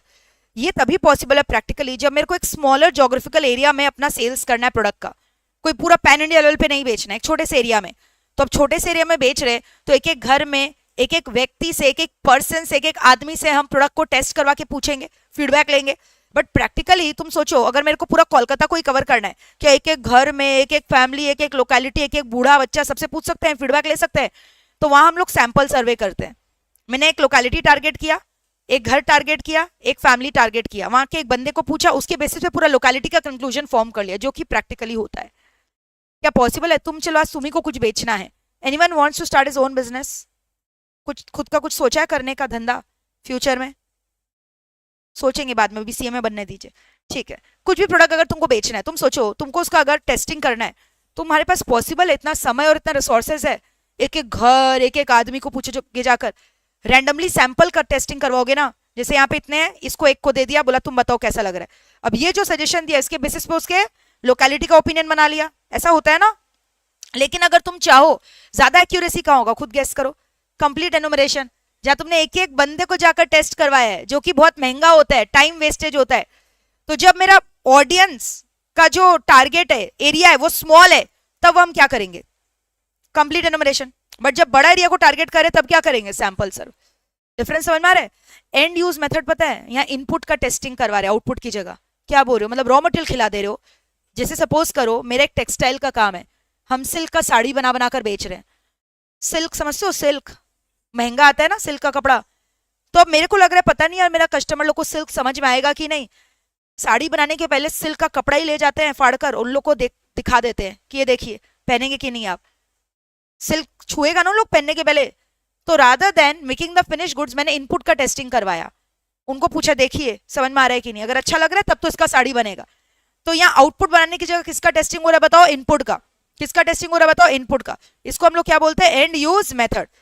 जैसे सपोज करो हम कोई चॉकलेट केक बनाते हैं, कुछ नया चॉकलेट डाल रहे हैं, तो केक बनाने के पहले क्या टेस्ट करवा ले, चॉकलेट। तुम लोग को अच्छा लगेगा तब तो केक बनाएंगे। सो that is and use method. Clear है? तो यहाँ बेसिकली तुम किसका फीडबैक ले रहे हो बताओ, बायर का। इस मेथड में तुम किससे सर्वे कर रहे हो फोरकास्टिंग करने के लिए, बायर का। तुम ये सब क्यों कर रहे हो, ताकि तुम प्रेडिक्ट कर सको फ्यूचर में तुमको कितना डिमांड होगा, उसके बेसिस पे तुम कितना गुड्स आज बनाओगे। So that is why called as क्या, survey of buyers intention. Are we through with this? Next कौन सा मेथड है, सुनना ध्यान से। नेक्स्ट मेथड का नाम मेरा क्या है, जल्दी से बता दो, सेल्समैन ओपिनियन मेथड। बोलो क्या है? इसको कलेक्टिव ओपिनियन मेथड भी बोलते हैं। और क्या बोलते हैं बताओ, कलेक्टिव ओपिनियन मेथड। यहाँ पे क्या कर रहे हैं ना यार, मेरे लिए बस का बात नहीं है कि कस्टमर को जाकर पूछना तुमको पसंद आ रहा है क्या, टेस्ट करके बताओ। कस्टमर से बेटर ना सेल्समैन को पूछ लो। कस्टमर के बाद कस्टमर को और उससे अच्छा कौन समझता है, उसका सेल्समैन। और हम कौन है, मैन्युफैक्चरर, होलसेलर है। तो rather than asking individual customer, क्यों ना उन लोग के सेल्समैन को पूछ ले। तो हर एक लोकेलिटी के सेल्समैन को मैंने टारगेट किया, बताइए भाई साहब आपका जो कस्टमर लोग है ये वाला साड़ी खरीदेगा कि नहीं, आप पहन के देख के बताइए कैसा लग रहा है। अरे साड़ी का दुकान में सेल्समैन ही तो पहन पहन के दिखाता है ना कस्टमर लोग को, देखिए। तो वैसे इससे पूछ लिया मैंने, बताइए खरीदेगा कि नहीं खरीदेगा इन लोग। सिल्क देखकर देखिए कैसा लग रहा है, अच्छा लग रहा है, लोग खरीदेगा, डिमांड होगा, ठीक है चलो।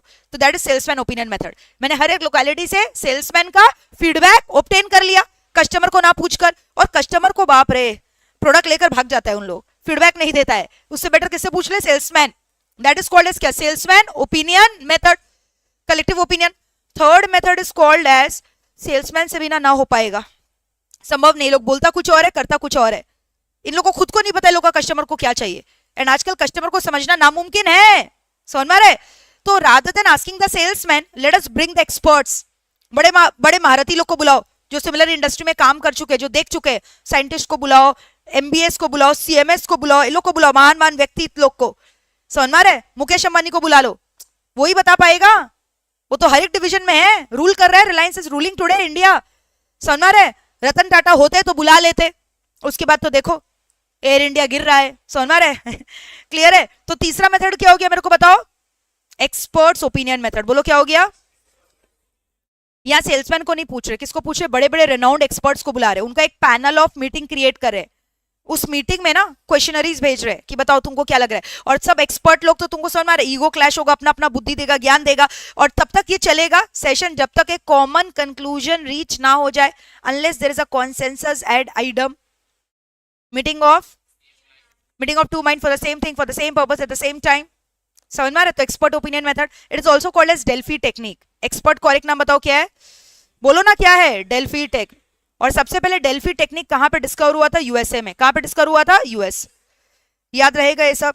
चौथा मेथड क्या है, क्यों एक्सपर्ट को बाहर से बुलाने का क्या दरकार है, हमारे खुद की ऑर्गेनाइजेशन में कम एक्सपर्ट बैठे हैं क्या, इन हाउस एक्सपर्ट को बुलाओ, बाहर वाले को क्यों पैसा देना है, इन हाउस एक्सपर्ट लोग को बुला लो।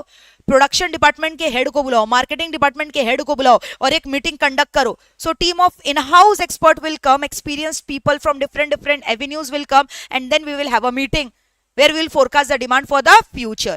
So that is called as executive judgment method. Executive कौन हो गए, जो पर्सनल कंपनी में काम करते हैं, बड़े बड़े पोस्ट पे, उनका जजमेंट दिया जा रहा है, उस मेथड को क्या बोलते हैं, एग्जीक्यूटिव जजमेंट मेथड। बोलो क्या बोलते हैं, एग्जीक्यूटिव जजमेंट मेथड। याद रहेगा?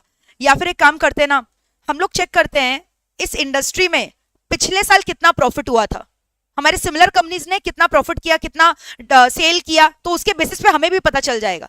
शार्क टैंक नहीं देखते हो, मार्केट शेयर इतना है, सिमिलर राइवल कंपनी इतना बेच रहा है, तो उससे हम लोग भी अपना एस्टिमेशन निकाल ले रहे हैं। Clear? So that is called as market test method. क्या बोलते हैं उसको बताओ? मार्केट का टेस्टिंग कर लो. समझ में आ रहा है? Market test method.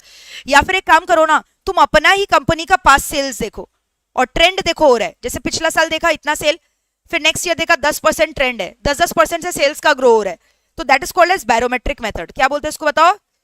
जहां हम अपने कंपनी के पास्ट ईयर डेटा निकाल कर ट्रेंड वैल्यू आइडेंटिफाई करके फ्यूचर डेटा को प्रेडिक्ट कर रहे हैं. I am trying to understand the past years data and predicting the future performance. That is called as क्या? Barometric method. कभी तुमने बैरोमीटर का नाम सुना है? वेदर फोरकास्टिंग के लिए होता है, पता है?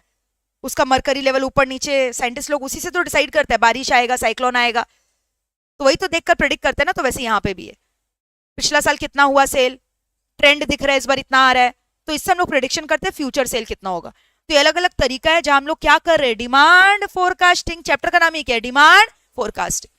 तुमको पता है ये वाला क्वेश्चन जाके स्कैनर में चेक करना, मेथड्स ऑफ डिमांड फोरकास्टिंग कितनी बार आया हुआ है. और पहले तो 10-10 मार्क्स का भी क्वेश्चन आता था, अब तो 7 का हो गया ना. कभी 10 मार्क्स का भी आया हुआ, कभी 8 मार्क्स का, कभी 7 मार्क्स का, सिर्फ ये टॉपिक. अब तुम इसको थ्योरी बोलते हो, कोई थ्योरी थोड़ी है यार, इतना इजी है, प्रैक्टिकल है. चीजों को रिलेट करके पढ़ो तो अपने आप समझ में आएगा ना. तुमको थ्योरी बोल के कोई रटाएगा तो कभी नहीं समझ में आएगा. Take it in a practical way. हाँ, हम लोग ये अप्लाई करते रियल लाइफ में यार, उसी से तो डिमांड फोरकास्टिंग होगा, नहीं तो कैसे होगा.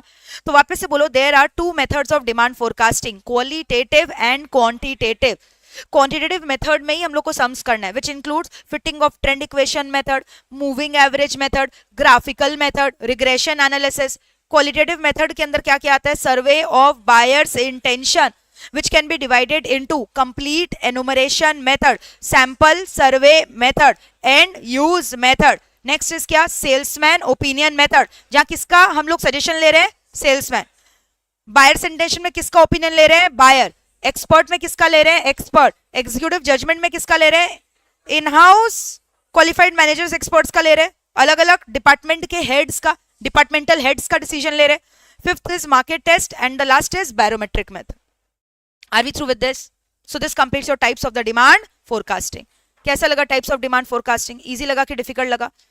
और इसके पहले भूल गए क्या? क्या पढ़े थे? व्हाट इज डिमांड फोरकास्टिंग, और क्या पढ़े थे बताओ? व्हाट इज डिमांड फोरकास्टिंग पढ़े थे, और क्या पढ़े थे बताओ? मेथड्स और टाइप्स. टाइप्स पढ़े थे ना. और अभी हम लोगों ने क्या सीखा? मेथड. ठीक है. How to forecast. Two approaches are there. क्या क्या बोलो? क्वालिटेटिव और सबसे पहले क्या डिस्कस किया उन्होंने? क्वालिटेटिव. नंबर 1 पढ़ो, सर्वे ऑफ बायर्स इंटेंशन. फिर इसके अंदर अलग अलग जो मेथड्स है. फिर उसके बाद क्या पढ़ा बताओ? कलेक्टिव ओपिनियन का और एक नाम क्या होता है? बोलो. Sales force. नंबर 3 क्या बोला? Group executive judgement, in house expert. फिर क्या बोला? एक्सपर्ट, जिसको और एक नाम क्या बोला? Delphi technique. फिर क्या बोला बताओ? Market test. फिर एक क्या बोला? Trend projection method. ठीक है. फिर क्या है देखो? Statistical method. क्वांटिटेटिव के अंदर क्या बोला? Statistical. Casual regression analysis. Time series. Time series बोला था ना. ठीक. मूविंग एवरेज बोला ना, तो टाइम सीरीज. क्लियर. फिर fitting of trend equation method, y is equal to a plus B X वाला. ये मूविंग एवरेज को एक्सप्लेन कर रहा है. बताओ यहां तक पूरा क्लियर है कि नहीं? मेथड्स कोई दिक्कत है मेथड्स के अंदर? Absolutely clear. Qualitative and quantitative. अब इसके बाद एक चीज और करवाएंगे, ध्यान से देखना.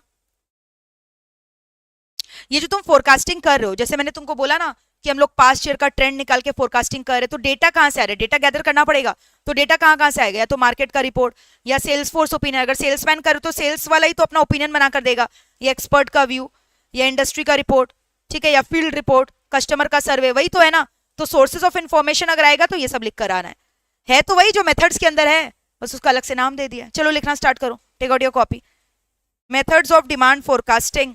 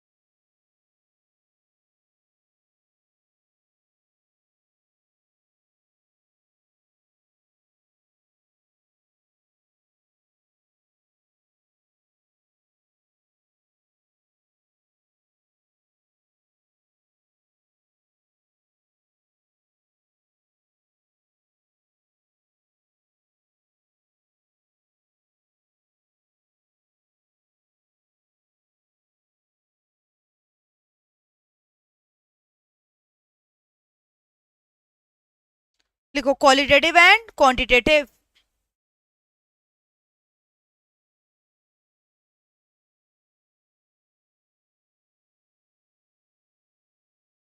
क्वांटिटेटिव मेथड यहीं पे लिखवा दे इसके नीचे, क्वालिटेटिव को तो डिटेल में लिखना पड़ेगा ना। क्वांटिटेटिव मेथड में क्या क्या पढ़ा बताओ? Fitting of trend equation method, ठीक है।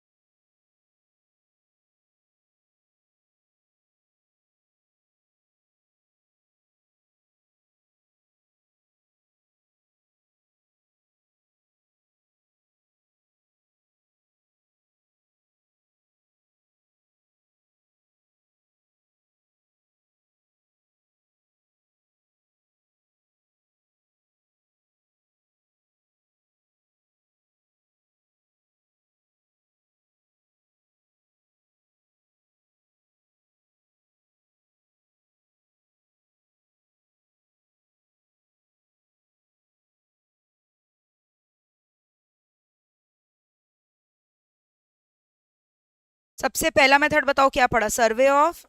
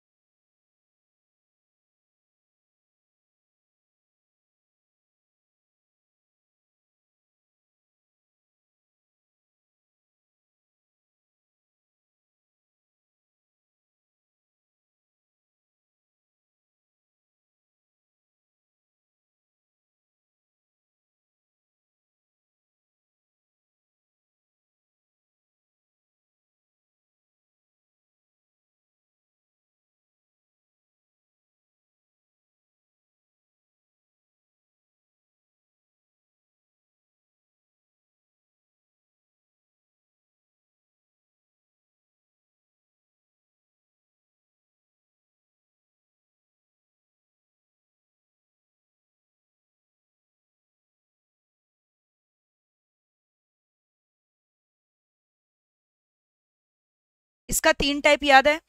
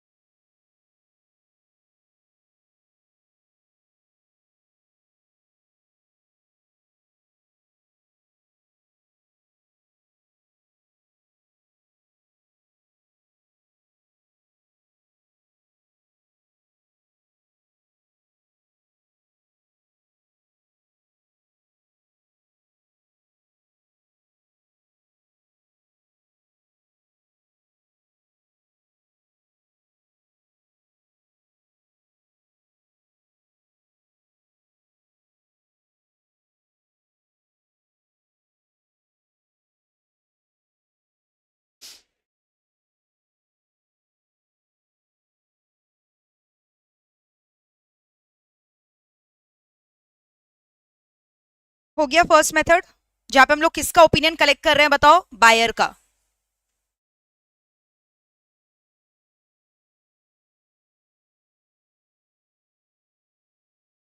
First 3 lines done, I think types लिख रहे होगे।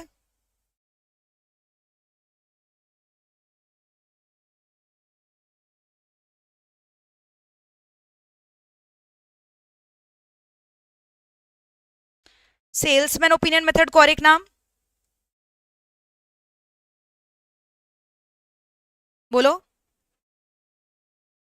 गाइस शो सम एनर्जी, बोलो और एक नाम क्या है? Very good, collective opinion. इसमें किसका फीडबैक ले रहे हैं हम लोग कस्टमर की जगह? Salesman, because they are in close touch with the customers.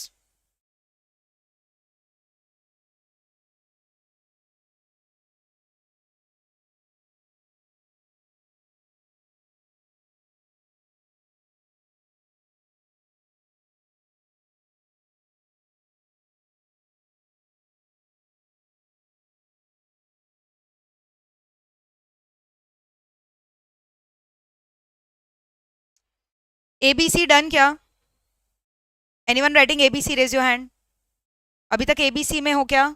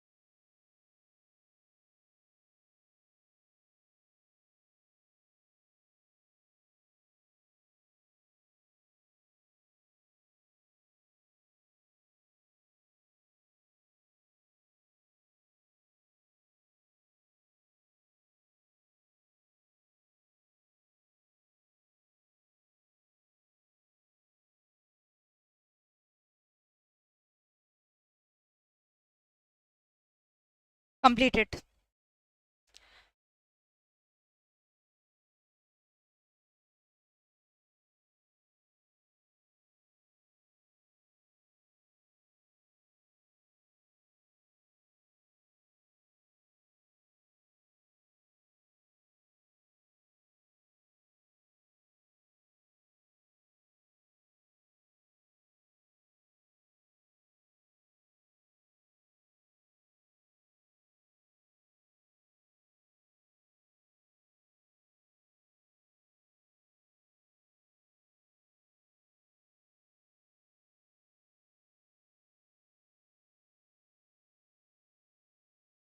Point number 4 हो गया सबका?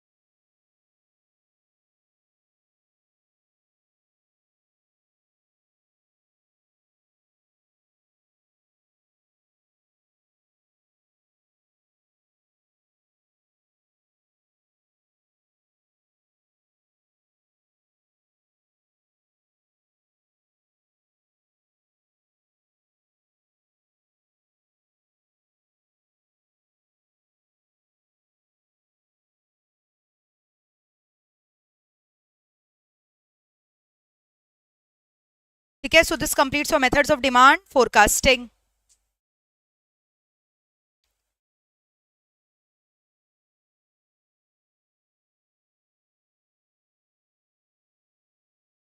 Sure, I will make a video on that, कैसे आपको लॉ को रिवाइज करना है. I will make a video. ठीक है, कल मैंने 2 वीडियो बनाकर डाला था. एक तो डाला था कि अगर कोई बच्चा कंफ्यूज है सिंगल ग्रुप की बोथ ग्रुप, तो please watch that video, because you are the best decision maker for your own career. No one can advise you. तुमको अपना सिचुएशन समझ के डिसाइड करना है कि तुमको दोनों ग्रुप देना है कि सिंगल ग्रुप देना है. ठीक है, यहां तक हो गया? देख लो, कोई डाउट है तो बताओ.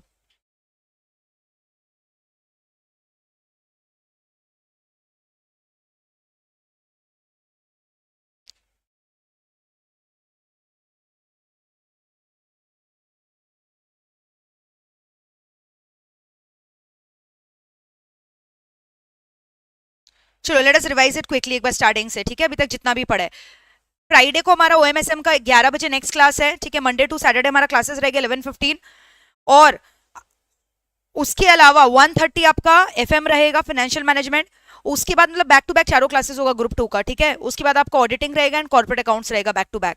सो in this way all your 4 subjects will be scheduled. Okay, चलो let us revise entire topic from the beginning. आज हम लोगों ने क्या क्या डिस्कस किया एक बार स्टार्टिंग से रिवाइज करते हैं. बताओ, व्हाट इज डिमांड फोरकास्टिंग? जल्दी से बोलो. Demand forecasting is an art and science of predicting the probable demand for a good or a service for a future date of time.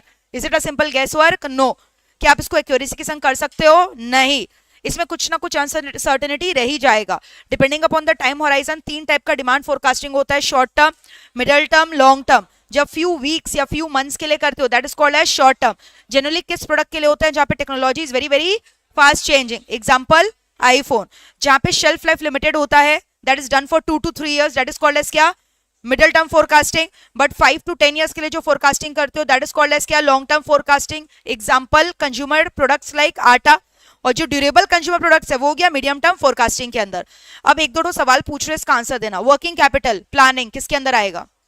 Short term. Man power, future man power requirement, long term. Fixed capital requirement, long term. Dividend policy, middle term. Budgetary control, middle term. Workload for man and machinery, short term. Transport facilities, short term. Over time to fulfil the delivery commitment, short term. Research and development, long term. तो ये सब तुम लोग को याद रहेगा, कोई दिक्कत है? Absolutely clear. फिर मेरे को बताओगे how many methods of forecasting are there? 2, qualitative and quantitative. Quantitative के अंदर क्या क्या बताओ? Fitting of trend equation, least square method, moving average method, graphical method, probability. ठीक है, क्वालिटेटिव के अंदर क्या क्या आता है? Number 1 survey of buyers intention, number 2 salesman opinion method, number 3 expert opinion method, number 4 executive judgement method, number 5 barometric method. कोई दिक्कत है यहाँ तक? फिर उसके बाद हम लोगों ने ये सीखा डिमांड फोरकास्टिंग के लिए जो इन्फॉर्मेशन चाहिए कहाँ कहाँ से ले सकते हैं. मार्केट रिपोर्ट हुआ, एक्सपर्ट्स ओपिनियन हुआ, फील्ड रिपोर्ट हुआ, ठीक है, स्ट्रक्चर्ड कस्टमर रिपोर्ट हुआ, एटसेट्रा. बताओ कैसा लगा यहाँ तक टॉपिक? कोई भी दिक्कत हुआ? समझ में आ रहा है? अब इसको ना ऐसे मत थ्योरी बोल के इग्नोर, थ्योरी है छोड़ना, बाद में कर लेंगे. थ्योरी कहाँ है? पूरा प्रैक्टिकल है. इसको अच्छे से तुमको घर में 10 मिनट देना है. 10 मिनट है तुम्हारे पास मेरे लिए? बस 10 मिनट देना, उससे ज्यादा नहीं.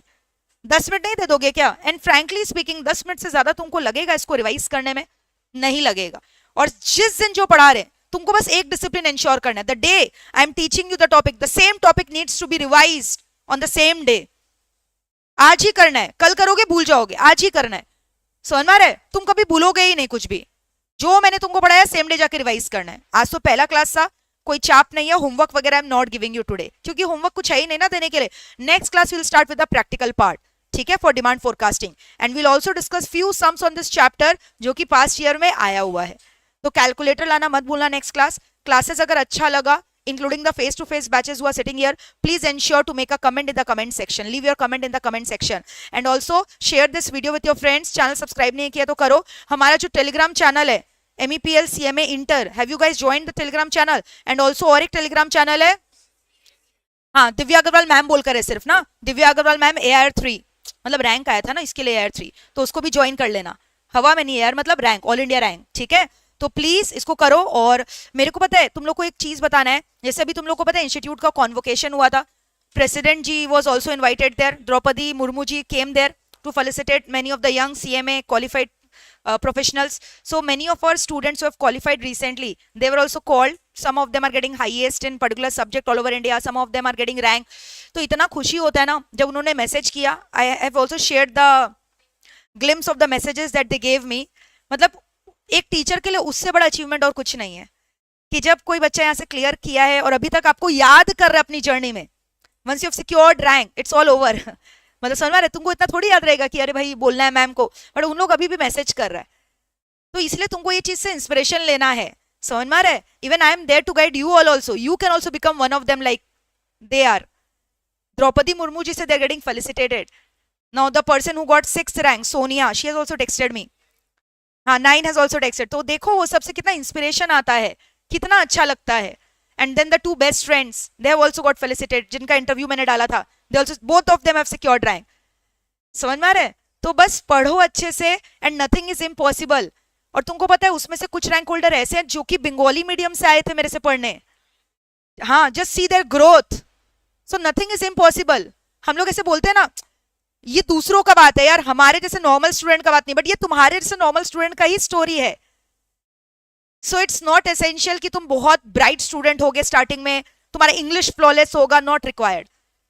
You have to be just consistent and discipline and hard working. अगर ये 3 चीज है तुम्हारे अंदर, तुम कुछ भी कर सकते हो। And I am always there to guide you and show you the correct path even after you clear your finals, ठीक है। तो अच्छे से पढ़ो, रैंक के लिए टारगेट करो। और ग्रुप 1 ग्रुप 2, कितने जन का दोनों ग्रुप से दिसंबर में हाथ उठाओ, who are giving both the groups together. Okay, तो स्पेशली जिन लोग का दोनों ग्रुप है, I would request you group 1 जितना जल्दी हो सके खत्म करो, और ग्रुप 2 ऐसे पढ़ो ना कि this is your final revision also that you are doing along with me, क्योंकि once you complete your group 2 time is very less. अब तुमको ग्रुप 1 ग्रुप 2 दोनों रिवाइज करना है, और क्योंकि ग्रुप 2 तुमने अभी हाल में कंप्लीट किया तो तुमको लगेगा ग्रुप 1 में बहुत गैप हो गया है, तो ग्रुप 1 पे तुम ज्यादा फोकस करोगे। तो अभी ग्रुप 2 ऐसे करो कि हमें सिर्फ पढ़ना ही नहीं है बल्कि उसको रिवाइज करके एकदम फाइनल टच देना है। और कितने जन का ऑलरेडी अभी एग्जाम्स दिए हैं, स्टम्प में हाथ उठाओ, and they are awaiting the results. Group 1 का exams you have given already, okay, so you are awaiting your results for group 1। और कितने जन ग्रुप 1 जून 26 में देने का सोच रखे हैं? ओके, ठीक है। तो ग्रुप 1 का भी न्यू बैचेस हमारा 15 जुलाई से स्टार्ट होगा, जहां लॉ में पढ़ाऊंगी, आपको पता ही है।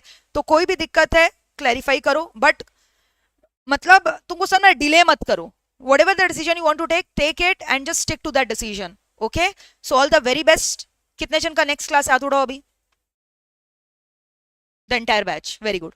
तो एंजॉय करो FM class with your Manoj sir, okay? चलो bye, take care, lots of